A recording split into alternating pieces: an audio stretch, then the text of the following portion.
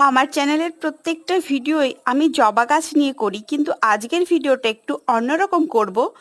আমার বাগানে কি কি ধরনের বোগেনভেলিয়া আছে সেটা নিয়ে আজকে আমি ভিডিওটা করছি। তো চলো, কতগুলো গাছ আছে আমার বাগানে সেটাই আজকে তোমাদেরকে দেখাবো। এইটা হচ্ছে আমার বাগানের সর্বপ্রথম গাছ আমি এনেছিলাম, তারপর থেকে এক এক করে এখন অনেকগুলো গাছ আমি এনেছি।